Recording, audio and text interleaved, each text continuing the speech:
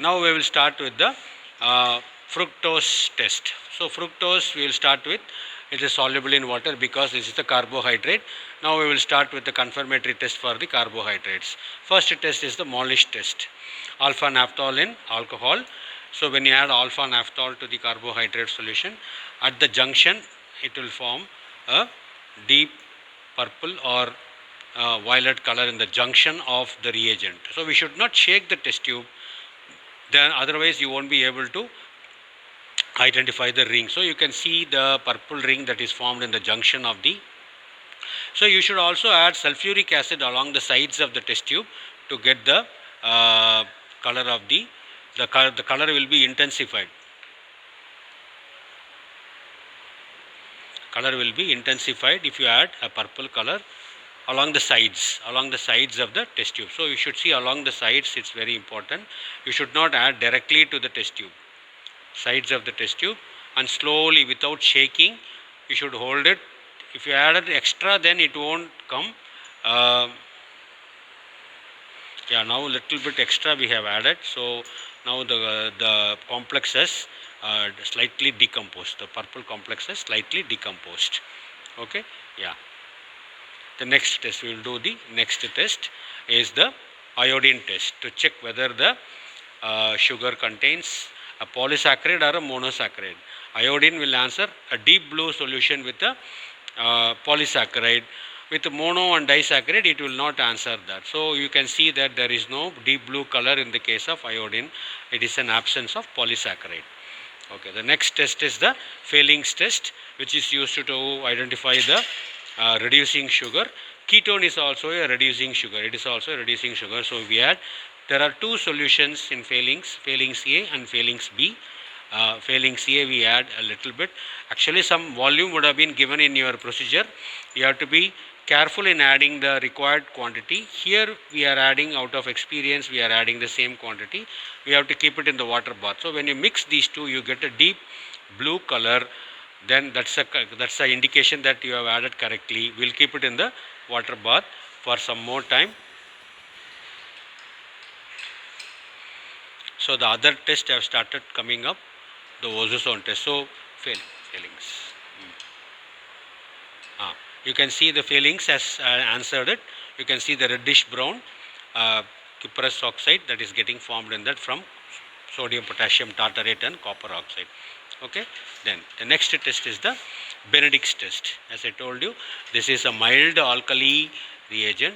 So in order to test trace amount of sugars also, this test is very sensitive to detect the trace amount of sugar.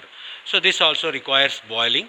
So when you mix, you had very light blue, which is different from the Fehling's solution. Now we keep it in the water bath. You see, instantly the color will change within a minute. That shows that the ketones and aldehydes are very good reducing agents. They reduce the sodium potassium tartarate and the copper sulfate solution to cupric oxide, cuprous copper to cuprous copper. Okay, so there is a reduction in the oxidation number of copper. You can see that the color actually changes from green to yellow to reddish brown solution. Finally, instantly the color will change. So this change in the color is due to the amount of glucose. That's why this test is used to identify the presence of sugar in the urine. Depending upon the quantity of the sugar in the urine, we can classify the patient into mild diabetic or severe diabetic. The next test is Barford test, which is used to detect the presence of monosaccharides. So now we take sugar solution, add a little bit of Barford reagent, we'll keep it in the water bath for some time. Like glucose, you will get a red cuprous oxide. Now the solution after mixing is similar to Benedict's solution. Now we'll keep it in the water bath. This will take some time to give you the reddish brown precipitate. Now you have to see, now this beaker water bath contains so many test tubes. Therefore, I advise to the students is, whenever you keep test tube in the water bath, it is better that you label the test tubes so that after some time you will be able to identify them easily. Like for example, you can write Barford, BA, or Fehling's means FEH, like that. So so that you can identify the test tube by looking at the label of the test tube. Okay. Now the next test, you will see the color. Is it formed? Yeah, you can see that. Yes, you can see there is a little bit, you can see on the traces along the sides of the tube. Unlike the Fehling's and Benedict's, where the entire solution changes the color, in Barfords you can see red cuprous oxide forms along the sides of the test tube. If you keep it for some more time, it gets sedimented in the bottom of the test tube. Okay.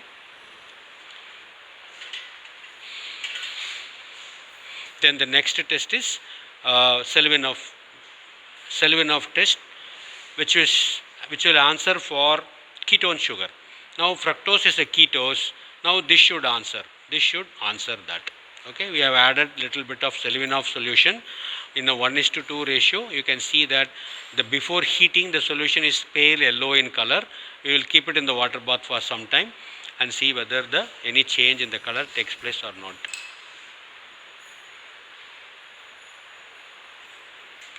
Now we will do the last test, that is ozone test. So we add phenyl hydrazine hydrochloride to the salt solution. As we have seen, the carbonyl group will react with CnH2 NHC6H5 phenyl hydrazine and acetic acid, sodium acetate and acetic acid. So acetic acid,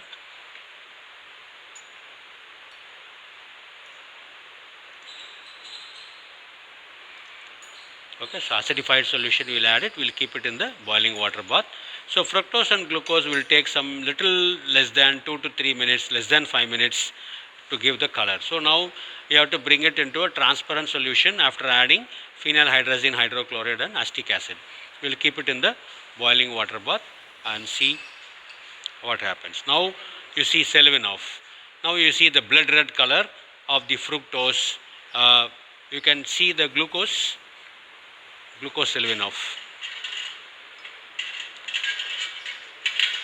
Yeah, you can see the difference. You can see the difference. Now this one is glucose and this one is fructose. Glucose does not answer the Selivanov test for ketose, whereas fructose answer the Selivanov test for ketose. So you should know the difference. Now you can see the ozone crystal that is formed in the test tube for glucose. You can see, you should get a bright yellow crystal. Actually we have taken little bit of more sugar solution. If the sugar solution is too concentrated, then ozone test will give a color like this. So if you can keep it for some more time for cooling in the water and the water bath, on the ordinary water, it will give you bright yellow color. If you can add little bit more water, then it will give you yellow color.